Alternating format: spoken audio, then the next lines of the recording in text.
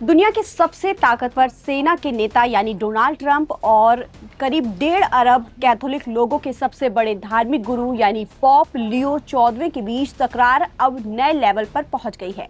Pop ने एक बार फिर बिना नाम लिए डोनाल्ड ट्रंप पर बड़ा निशाना साधा है।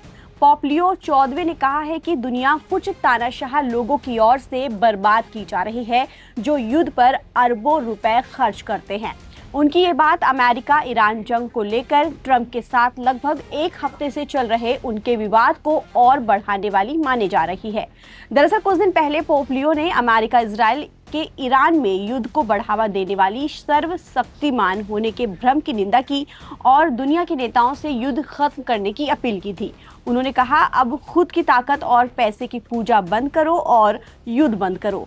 पॉप की आलोचना के बाद अमेरिकी राष्ट्रपति ने भी मोर्चा खोल दिया। ट्रंप ने उन्हें अपराध के मुद्दे पर कमजोर और विदेश नीति के लिए भयानक करार दिया।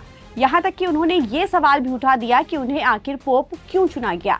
उन्होंने यहाँ तक दावा किया कि लियो को पोप इसलिए चुना गया क्योंकि वो अमेरिका के थे और वेटिकन को लगा कि राष्ट्रपति ट्रंप से निपटने का यही सबसे अच्छा तरीका होगा। ट्रंप ने आगे कहा कि पोप को एक राजनेता की बजाय एक महान पोप बनने पर ध्यान देना चाहिए। पोप लियो ने भी इस पर कड़ा रवैया अपनाया। उन्होंने साफ किया कि वो अपने रुख से पीछे नहीं हटेंगे। पोप ने कहा, मुझे ट्रंप प्रशासन का कोई डर नहीं है। मैं युद्ध के खिलाफ अपनी आवाज उठाना जारी रखूंगा। और एक बार फिर पोप की टिप्पणी पर ट्रंप खामोश नहीं बैठे और उन्होंने पोप लियो को सलाह देते हुए कहा कि दुनिया के मुद्दे पर वो जो चाहे कह सकते हैं, लेकिन उन्हें इस खतरनाक दुनिया की सच्चाई को समझना चाहिए।